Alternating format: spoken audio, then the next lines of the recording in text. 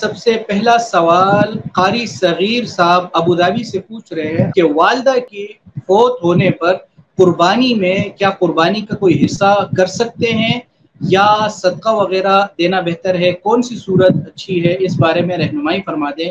اگر قربانی میں حصہ کر سکتے ہیں تو اس بارے میں بتا دیجیے، جزاک اللہ۔ جی بسم اللہ الرحمن الرحیم۔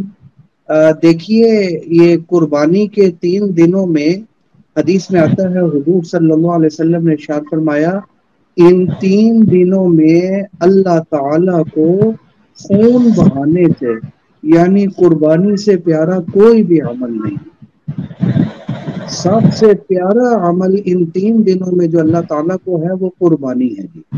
لہذا بہتر یہ ہوگا کہ آپ ان 3 دنوں میں سے کسی ایک دن میں اپنی والدہ کی طرف سے نفلی قربانی کریں اور اس کا ثواب اپنی والدہ کو پہنچا دیں۔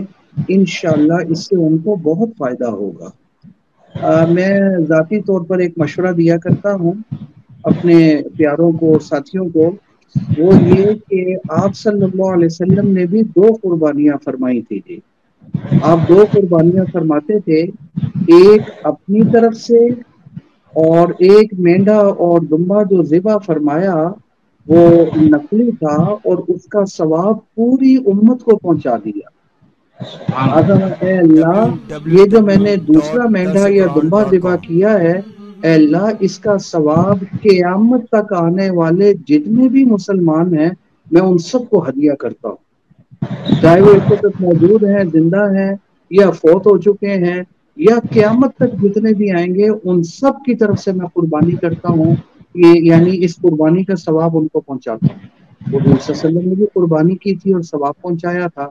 تو اللہ تعالیٰ اگر ہمت دے تو میں اپنے ساتھیوں کو یہی کہتا ہوں کہ جب حضور صلی اللہ علیہ وسلم نے ہمیں یاد رکھا تھا تو ایک نفلی قربانی ہمیں حضور صلی اللہ علیہ وسلم کی طرف سے بھی کرنی چاہیے اگر اللہ نے ہمت دی ہے۔ واجب تو کرنی ہی کرنی ہے، وہ نہیں چھوڑ سکتے۔ اس کے علاوہ اگر مزید ہمت ہو تو ایک قربانی حضور صلی اللہ علیہ وسلم کی طرف سے بھی کرے، اس کا بھی بہت ثواب ہے۔